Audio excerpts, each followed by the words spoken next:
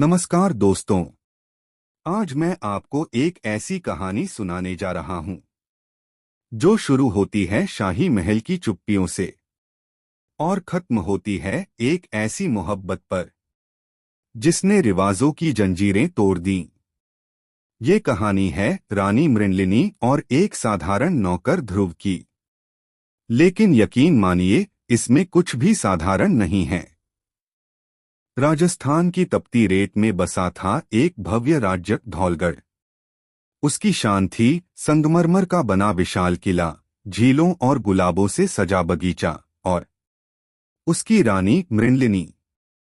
रानी मृणलिनी का सौंदर्य ऐसा था कि चित्रकार उनकी पेंटिंग पूरी करने से डरते थे, कहीं वो रंग कम न पड़ जाए। लेकिन ये सुंदरता, ये वैभव उनके भीतर की तन्हाई को नहीं छुपा सकते थे। राजा हमेशा युद्ध और सियासत में व्यस्त रहते। महल के लोग उन्हें राज्य की लक्ष्मी कहते, लेकिन कोई उनका अपना नहीं था। वो नौकर जो आम नहीं था। एक दिन महल में एक नया नौकर आया। नाम था ध्रुव। सादा पहनावा, गहरी आंखें और एक अजीब सी गंभीरता। वो बगीचे की देखभाल करता, चुपचाप अपना काम करता और कभी किसी से ज्यादा बात नहीं करता। लेकिन रानी की नजर उस पर टिक गई। शायद इसलिए कि वो बाकी सबसे अलग था।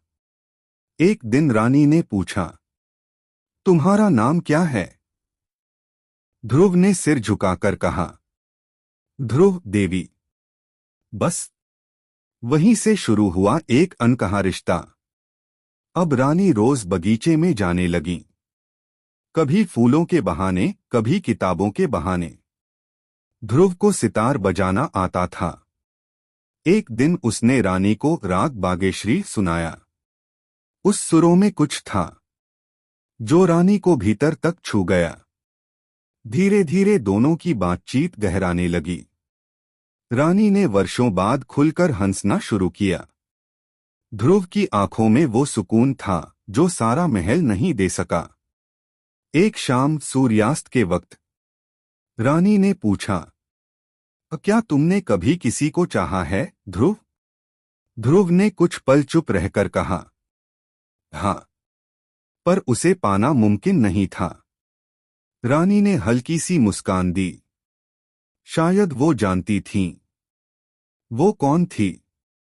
उनके बीच कोई वादा नहीं हुआ, पर हर मुलाकात में दिलों की धड़कन तेज होने लगी। महल की दासी चंपा ने एक दिन दोनों को साथ देखा। वो सीधी गई सेनापति वीरसिंह के पास। वीरसिंह जो रानी को मन ही मन चाहता था, इस मौके का इंतजार कर रहा था। राजा के कान में ये बात पहुंचाई गई, आपकी रानी एक नौकर के साथ। राजा क्रोधित हो गया।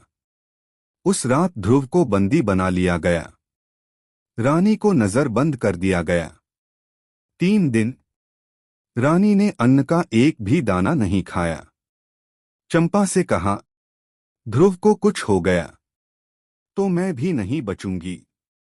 चंपा ने रात के अंधेरे में रानी को जेल खाने पहुंचाया।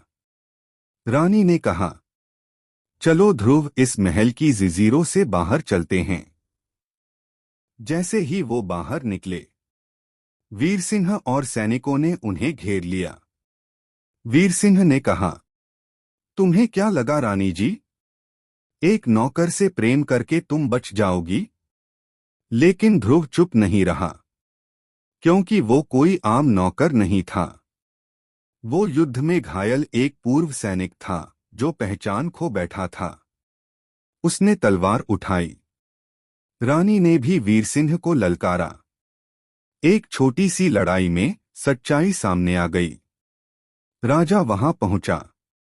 रानी ने कहा, आपने मुझे रानी बनाया, लेकिन इंसान बनने का हक कभी नहीं दिया। राजा चुप था। उसके सामने एक नारी थी जो अब सिर्फ उसकी पत्नी नहीं, एक योद्धा, एक प्रेमिका और एक विद्रोही बन चुकी थी। राजा ने आखिरकार कहा, अगर तुम्हारा प्रेम सच्चा है तो जाओ। मैं तुम्हें श्राप नहीं, आशीर्वाद देता हूँ। रानी और ध्रुव राज्य छोड़कर चले गए। वे एक पहाड़ी गांव में बसे। वहां उन्होंने एक पुस्तकालय और संगीत विद्यालय खोला। अब लोग उन्हें गुरु मृणाल और कवि ध्रुव कहते। उनका प्यार अब किसी महल की चारदीवारी में कैद नहीं था। रानी ने वर्षों बाद अपनी आत्मकथा लिखी, जिसका नाम रखा रंगमहल के साए। वो किताब आज भी बताती है कि प्यार ना ऊंच नीच देखता है, ना रिवाज, ना ओहदा। अगर वो सच्चा हो तो इतिहास बदल सकता है। तो दोस्तों, अगर आपको ये कहानी पसंद आई हो तो वीडियो को लाइक और शेयर जरूर करें। और ऐसी ही दिल छू लेने वाली कहानियों के लिए हमारे चैनल को सब्सक्राइब करना न भूलें। आपका प्यार ही हमारी ताकत है। धन्यवाद।